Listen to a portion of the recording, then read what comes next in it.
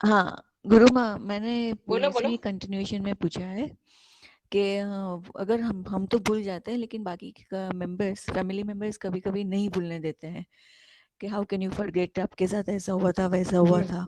Then again that वो film चलती रहती है, चलती रहती है। तो how to handle that time? Can I say this? Can I हाँ just answer this? हाँ, फैमिली में चेंज होते हैं, यस। समटाइम कर्मिक बैलेंस ऐसी होती है कि नेगेटिव फैमिली में एक्सपोजर मिलता है। तो कभी कभी ऐसे आती है सिचुएशन।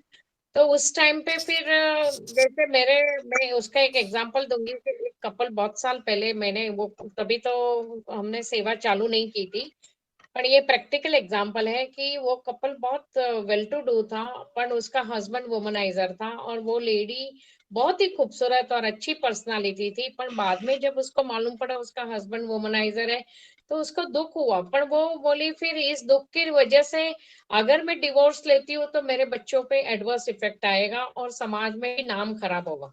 तो व्हाट शी डिसाइडेड, प्रैक्टिकल बात बता रही हूँ, कि मैं मेरे हस्बैंड को तो मैंने समझाने की कोशिश की, उसको कोई परवाह नहीं है, उसको चेंज भी नहीं होना है, तो ठीक है उसको जो करना है करे। वो इतना भक्ति में लग गई कि उसके लिए हस्बैंड इममटेरियल हो गया, उसने अपनी ड्यूटी निभाई, किंतु उसने पूरा फोकस बच्चों पे किया कि बच्चों में वो कम से कम वो बात ना आए। तो ऐसे बहुत सारे लोगों में वो सिचुएशन आती है कि वो ऐसे फैमिली मेंबर के बीच में होते हैं कि बहुत कोशिश करने के बावजूद उनमें बदलाव नहीं आता। तो पॉसिबल है तो आप अलूफ हो जाओ। जैसे हमारे यहाँ सत्संग में ऐसे व्यक्ति भी आई, तो उसके लिए पॉसिबल था कि वो फैमिली से निकल गई, पर हर एक के लिए वो पॉसिबल नहीं होता है। तो आपको फिर ज्यादा टफ लेसन मिला है कि कमल की तरह जीना है, कि कीचड़ में रह के भी कमल की तरह मुझे जीना है। तो ऐसे बहुत सारे गुरुओं ने भी प्रैक्टिकली ऐसा जीवन जी के दिखाया। तो फिर वो होमवर्क है, उसका एक्सेप्ट करके एवरी मोमेंट पॉजिटिव रहना। पर एक बात ध्यान में रखना, इतना टफ सिचुएशन में पॉजिटिव रहोगे और कॉन्स्टेंटली पॉजिटिव रहोगे तो इतना स्पीडीली स्पिरिचुअल में एडवांस हो जाओगे।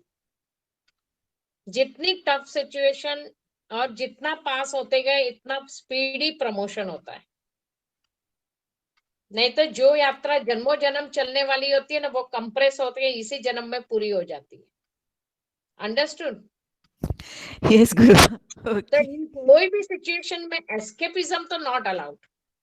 कोई भी सिचुएशन, बिकॉज आपको जो रिलेटिव मिले हैं, जो भी लोग मिले हैं, वो आपका कर्मिक बैलेंस ही है, कर्मिक डेप्थ ही है। उसके बिना वो आपके जीवन में एंटर ही नहीं होते थे।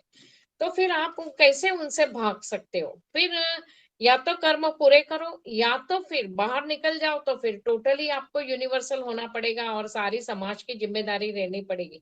पर एक बात ध्यान में रखना, बाहर निकल भी जाओगे, जो वो एडवर्स सिचुएशन से आपको इफेक्ट आता है, इसलिए आप बाहर निकल गए, तो बाहर भी कुदरत ऐसी एडवर्स सिचुएशन क्रिएट करेगी कि आपको निकलना ही पड़ेगा। तो टोटल मिला के निकलना ही है, तो क्यों ना जो सिचुएशन में रखा है उसी से निकल जाए। Okay understood? गुरु माँ। यस यस, हाँ, थैंक यू। बाकी you can take a external help, like sometimes you can share your situation. मन बहुत भर आता है, भारी हो जाता है, तो आपके गुरु है उनसे शेयर करो।